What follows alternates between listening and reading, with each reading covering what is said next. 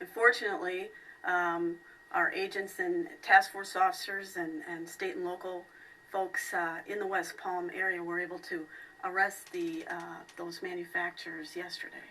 So we'll provide, we have some experts here. These cases were all coordinated by our Special Operations Division, and we have members of our Special Operations Division here. They're experts. They can talk about it. We also have experts from our Office of Diversion Control, especially our chief, Joe Ranazizi, who's here. And they can give you very good specifics on the chemicals, on the processing, and what they've seen.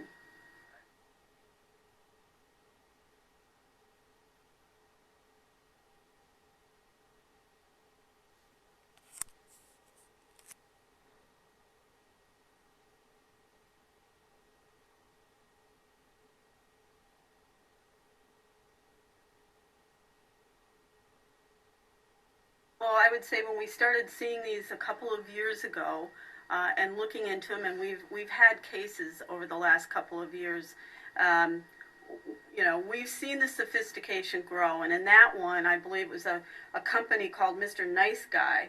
They actually, rented out commercial space. It was large scale. We're seeing more and more of those.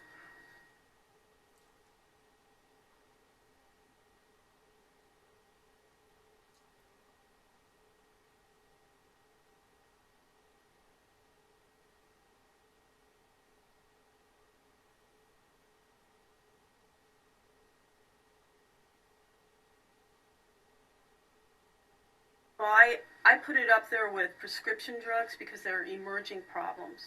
And any substance, any drug that's marketed and primarily to young people is of great concern to us. Also, because so little is known about these substances, we don't know what the long-term effects will be. And because of the dangers, you've seen the headlines.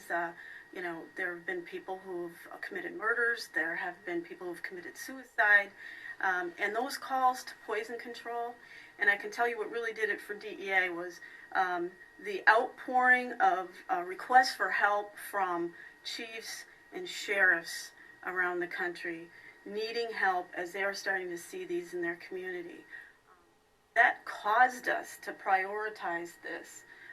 So it is important to us primarily because it's dangerous, primarily because it's new and emerging. And we wanted you here, and we wanted to do this press conference today, not only because it's the first time we've done a nationwide takedown, but you can get the message out. You're the ones that can write about the dangers of these substances, because we all need to educate the public, especially young people, about the dangers.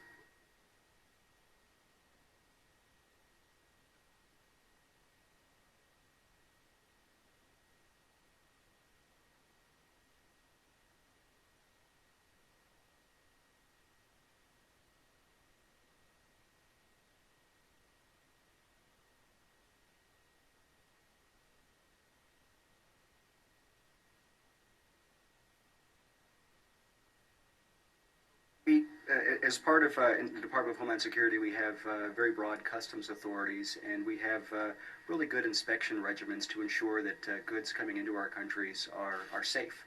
And we have inspections that take place in mail facilities around the country. Typically, with this type of chemical substance, we see a large amount of them emanating from China and also from South Asian countries.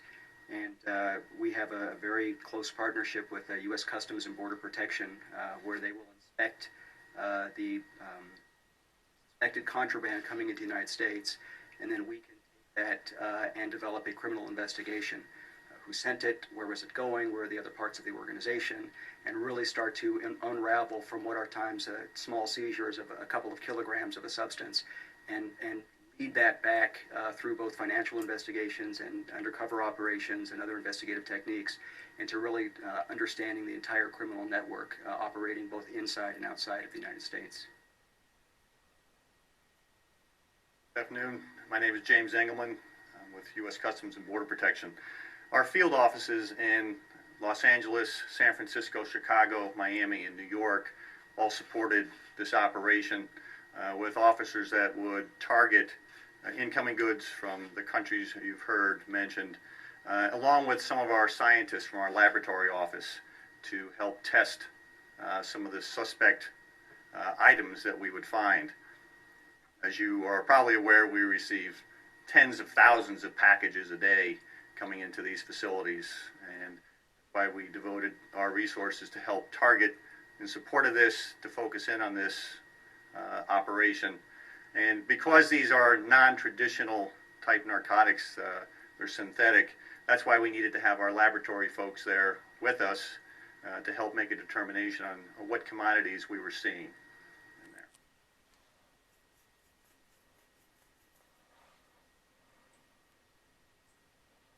Ones we saw coming in were the finished product through the express consignment in the mail. Those are small packages traditionally.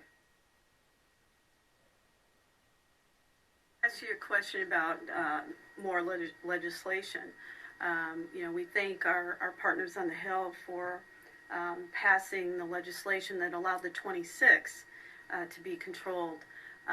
We're aware of many more, and especially with bath salts. And we're hopeful that down the road we will see additional legislation that will be an additional tool for us as investigators, an additional tool in our toolbox to be able to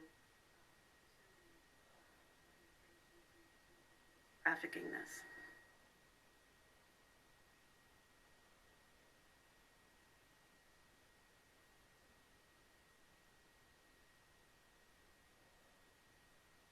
I think the answer is both.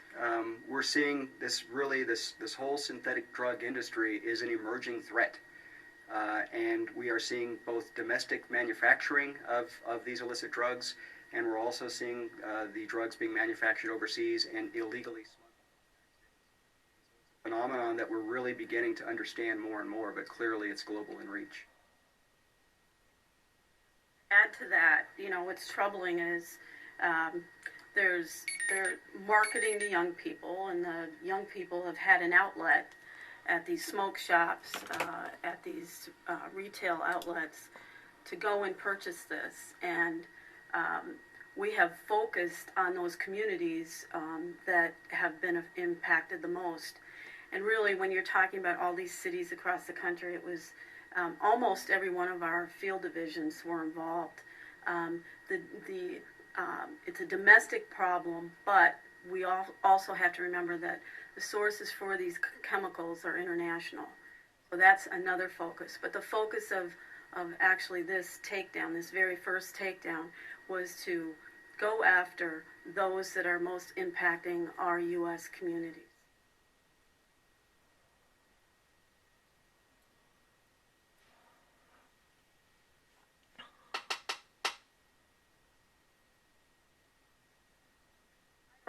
Because the numbers have just been coming in this morning, I don't think we put a street value on it, but I will share with you a pretty disturbing figure.